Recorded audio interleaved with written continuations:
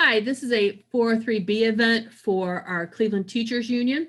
My name is Cindy Antonio. I am your elected K-8 member in charge of salary and benefits. And the title of this program is What Does Your Future Hold for You? All about our 403B plans. And we're here with Voya, and we have Reggie coming to talk to us about our 403Bs. Thank you, Reggie. Thank you. Hi there, everyone. I am Regina Tomek. I'm with Voya Financial Advisors. I am one of the 403B providers for the CMSD plan, the Cleveland School Plan. The Cleveland School Plan is a voluntary savings plan for money that can come out of your paycheck and go directly into a savings plan to help you build for your future. So we're one of the people out there that you're allowed to go with. You have several people that you can use, so we are just one of them. But let's talk a little bit about 403Bs and what they do and what they can do for you. The next couple pages here, these are our compliance slides. Basically, we are not FDIC insured.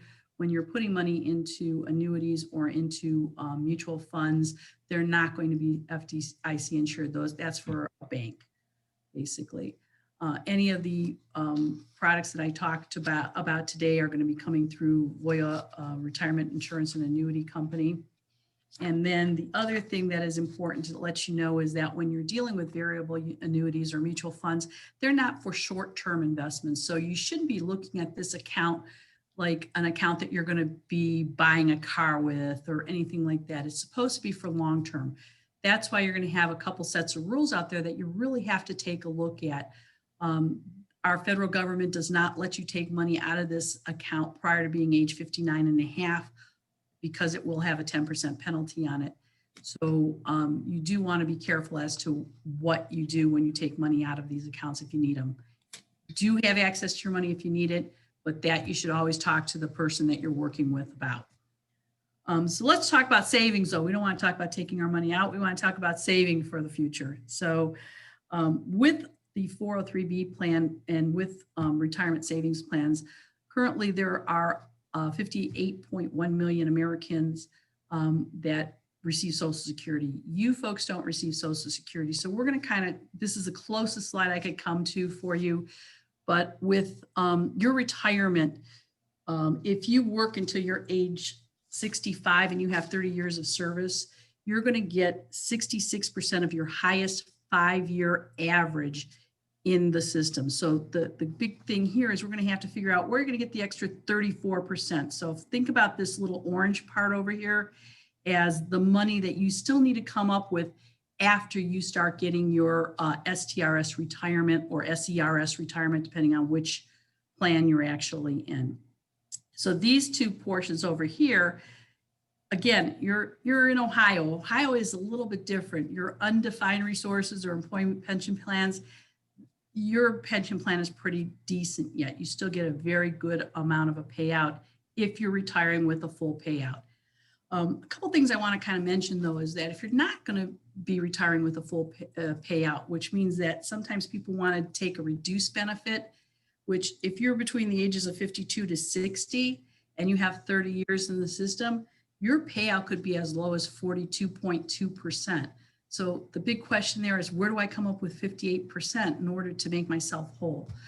That's what 403Bs can help you do. So you're going to want to have your personal savings, 403B plan savings, or maybe some people choose to work a little bit into retirement. Maybe they don't work as a teacher, maybe they work in something else. When you retire, your expenses do not end. Right now, we expect most people to live about a third of their life in retirement. Today, a 65-year-old female has a 1 in 2 chance of living past the age of 85. A 65-year-old male has a chance of living, 1 in 2% chance of living past the age of 82. When I started in this business about 20 years ago, that was actually age 75 for males and age 78 for females. But our healthcare has gotten so good is we are living a lot longer now. So we don't want to be I don't want to be the representative that's going to tell you that when you're 80 years old, guess what, we screwed up, you got to go back to work. So it's my job to help you not only get to retirement, but also through retirement. So we want to help you understand how to save money and then how to spend money. Inflation. Well, this is a biggie here. I guess you've heard the term, or hopefully you've heard the term COLA, cost of living adjustment. The Cleveland school teachers at one point in time were getting about a 3% COLA every single year. That dropped down to 2%, then it dropped down to 1%, then it was, well, we're going to hold it off for a couple of years and maybe bring it back. Currently, the COLA is listed at 0%. They have an actuarially experienced review that comes up in 2022. So you can pretty much guarantee that you're not going to have a cost of living for 2021 and probably not for 2022. Once that review happens, they could choose to bring that cost of living back. But an effect of inflation, think about it. If you were going to get a $50,000 paycheck every single year and you got zero cost of living adjustments, right now our inflation rate's running at about 3%. So 5 years from now, your $50,000 is going to look like $43,130. 10 years from now, it's going to look like $37,205. So you either live on less or you have money supplemented from someplace else. And that's what the retirement savings is all about. So we have a program, and almost all of the companies out there should have some type of a program to help you kind of figure out what it is you need to do and how much you need to save. With our Voya Educators Financial Analysis, we can do an analysis for you in about 15 minutes. I also do something called a retirement snapshot. That's a little bit more in depth. That'll take a little bit longer, but I'm always willing to do that for the teachers. And it doesn't cost anything to do those kind of things. You just work a little bit and I have to send you home with a little bit of homework. If we look at this slide, what this is telling us though is that your current employment earnings are over here. But when you retire, that's going to stop. The employment earnings is going to stop and your pension benefits pick up. But your pension benefits, again, are not going to be 100% of what your employment earnings are. So what we're trying to help you understand now is that you have to figure out how to fund that shortage. So this is what the EFA or any of the other tools that we can use will tell us. What are you able to save? That's another big question. So you're able to save right now a total of $19,500 out of your paycheck. If you're age 50 or above, you can actually contribute an additional $6,500 a year, so a total of $26,000. The 2021 numbers are not out yet. They should be out shortly. Generally, that'll go up. It does not come back down. It goes up. But think about it. This is a very powerful tool because if you know anything about IRAs, you could only put $6,500 into an IRA. You have the ability to put away $19,500 into this account. So these accounts are very, very good for you. This also mentions a 15-year catch-up provision. That is not allowed in your plan. It's not allowed in most of the public plans out there only because you have a lot of providers and people could have their money with different people. So it's hard to track that. So you have the ability for that entire 19,500 or the 26,000. I want to talk to you about starting early. One of the reasons why we want to start early is because you have something that's called the power of compounding on your side. Here's a good example of Susan, who started saving $100 a month at 25, and she saved for 40 years. She saved until she turned age 65 and retired. Nothing special. She earned about 6% annual interest on it, and her $100 every single month came out to $191,696. The other side of it was we have Larry. Larry didn't start as young. Larry had fun. He bought cars. He went on vacations. He didn't decide to start saving until he was 45 years old. At that point, he said, boy, I haven't saved anything. I really got to work hard here. So he started saving $300 every single month at age 45. So he saved for 20 years. So he saved a total of $72,000 But at the end of the time, he earned the same 6% that Susan earned. His money only came to $136,694. The reason for that, I know it sounds crazy, it's like he saved more money. How did that happen? Well, she had that power of compounding on her side. So she started early and her money was able to grow exponentially a lot faster. So again, please don't wait. It's simple to enroll. It's flexible. It's automatic. It can automatically come out of your paycheck. It does come in pre-tax, so you're not going to pay taxes on it. What that means is that when the money does come out, yes, you will have to pay some taxes. So you have to pay the federal government, Uncle Sam, and then you're also going to have to pay the state that you're in, unless you move to a state that doesn't have taxes. It probably does cost a whole heck of a lot less than you think. If you save $2 per day in 10 years, you'd have $9,795.86. In 30 years, that would be $58,755.39. So you can break it down to save as little as you want, just to start out with. Another good example that I have for you is that when I started doing this over 20 years ago, I was just working with retirees. So I would go out and visit these retirees, and they were always these little Cleveland teachers that had retired. And I'd get to their house and I started looking over their account with them, and I'd go, okay, help me understand, how did you get $500,000? And I got the same story over and over and over again. They started when they were 22 years old. They were just out of college. Their principal called them into the office. They said, just put $25 out of your paycheck. And then every time they got a raise, that principal told them the same thing: save half the raise, spend half the raise.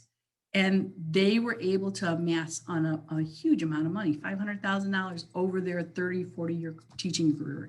So again, start early. It's a great way for you to go.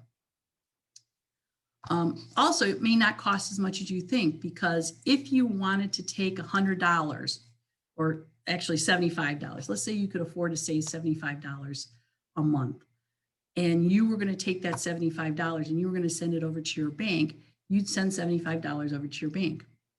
If you are able to do that in a tax deferred plan, because this comes out of your pay pre-tax, and if you're, for example, in the 25% effective rate, which means that that's your federal and your state taxes, then that would only look like $75 coming out of your paycheck, but $100 goes into your account.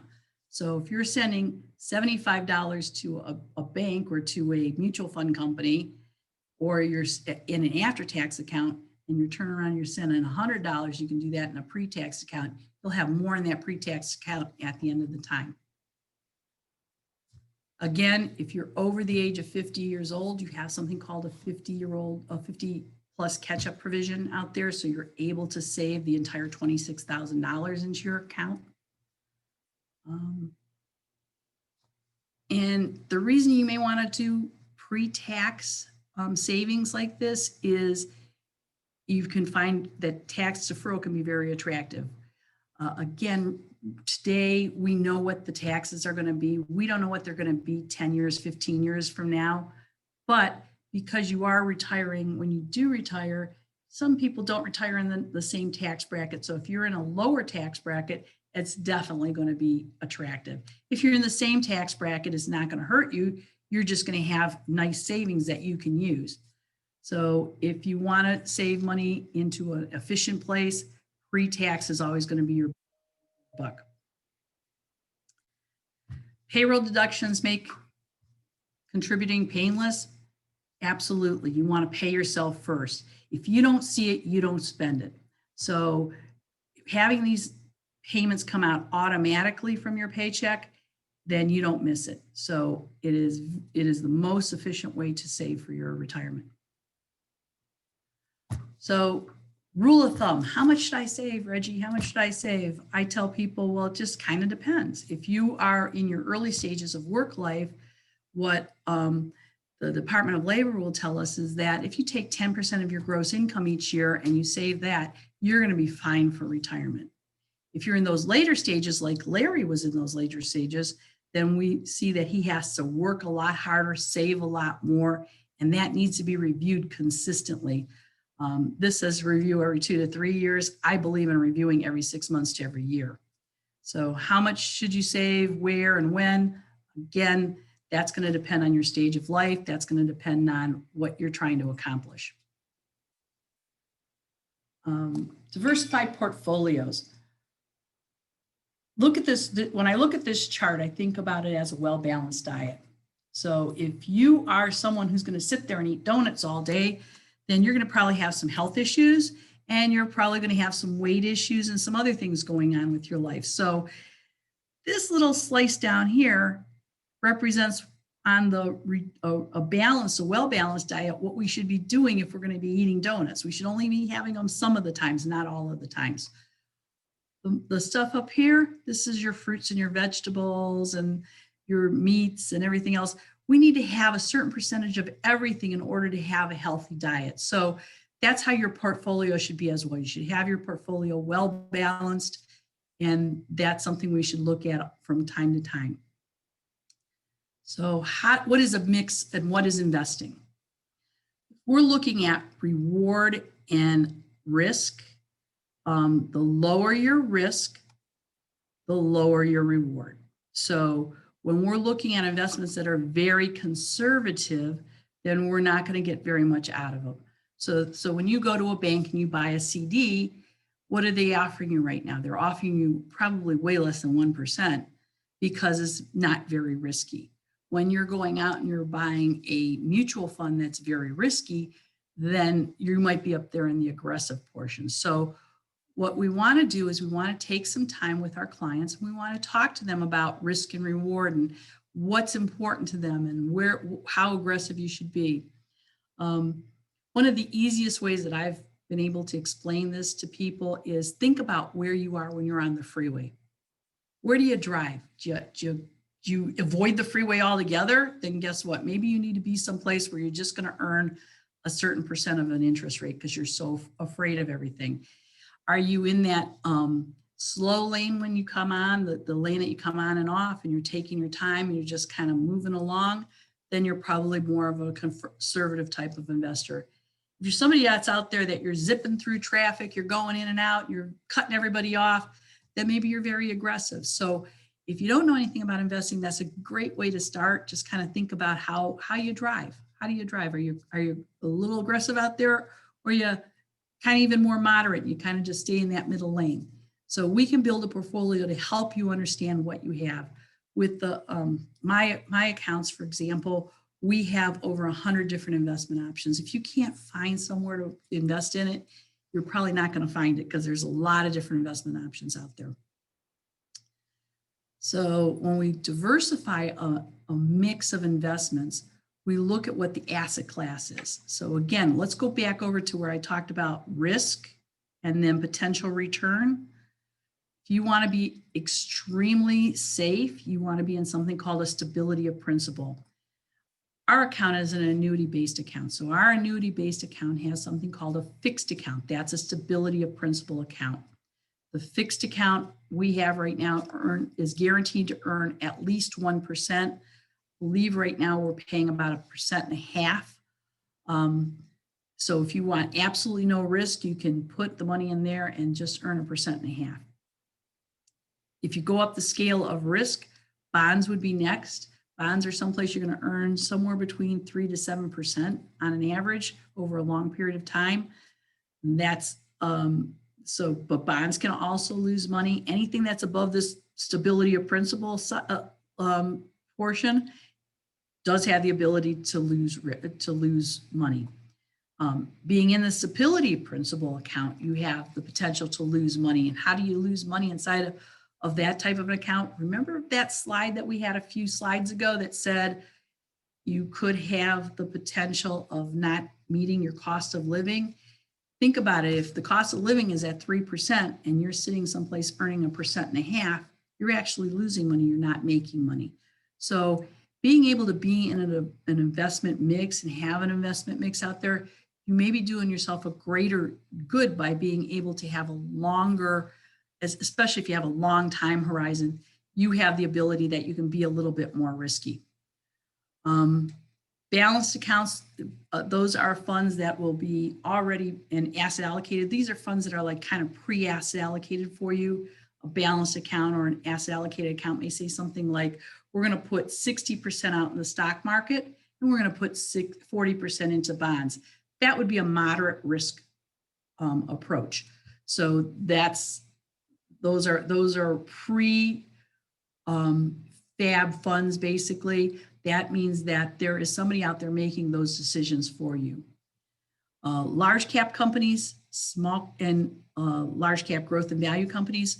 Large cap companies, those are, think of your big companies out there. Think of your GE, your GM, Coca-Cola, Walmart. Those are large companies. Those are companies that earn $14 billion or more every single year.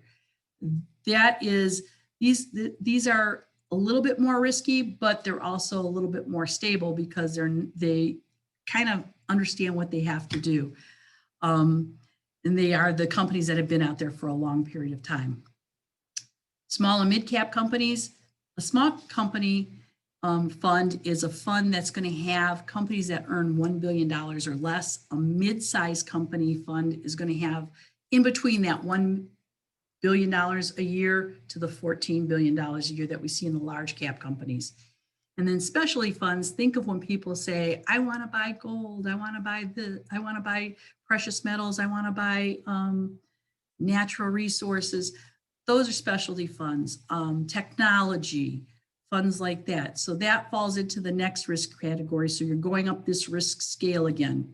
And then global international, those are funds that are going to be even more risky because we're not going to know how their other companies or other people's economies are going to be stable. You want to have a percentage of some of this in your portfolio, but again, you want to understand what it is that you have. So depending on the type of risk you have, you may see you have all of these funds inside of your account, but they're going to be at different percentages depending on how risky you want to be. Periodic portfolio rebalancing. So if you said I want to have 40% of my money in large cap companies and I want to have 15% in small cap companies, and then all of a sudden the small cap companies grow and they're now at like 25%. What rebalancing does is that takes that difference of the 25% to the 15%, that takes that 10%, sells it off, buy some of the other funds in your portfolio that you've already chosen, and rebalance you back to that approach that you started with. The reason you would do that is think about what the stock market is supposed to do for you. Buy low, sell high.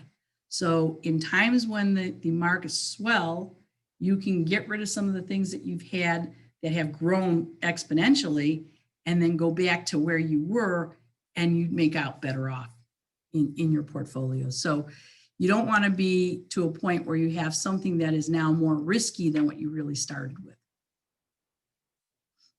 So the big picture, again, this is where is your retirement going to come from? Your income going to come from? As most teachers, they may have some Social Security, they may have zero in Social Security. Your employer sponsored plan, that's going to be your biggest bucket of money. If you are going to work a second job, that might be someplace where some of your retirement income comes from. Retirement accounts, those are 403B accounts. Your personal savings, savings accounts, mutual fund accounts that are outside of your plans, so we want to make sure that we understand where all this money is going to come from and how that's going to make you happy in retirement. So what is Voya? Well, Voya has been around for 45 years. You may have remembered us as ING or Aetna.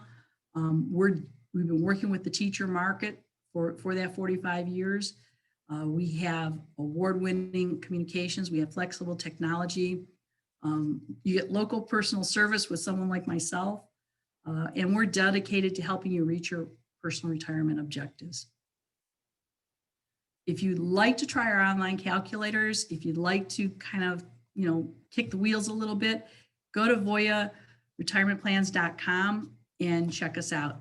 There's a lot of calculators on there that you can do yourself. If you'd like to work with me on something, you're more than welcome to call me as well. And this is my information, Regina Tomek.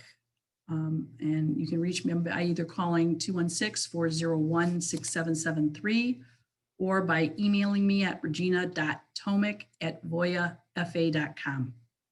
Again, I want to thank you for taking time with me today, and hopefully we'll be seeing you sometime in the future and helping you reach your financial goals.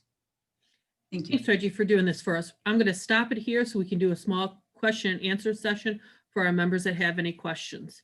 If you would like to reach her directly, please make sure you write down her information, or you can contact me at the Cleveland Teachers Union, and I'm happy to pass it on to you. Thanks, everybody.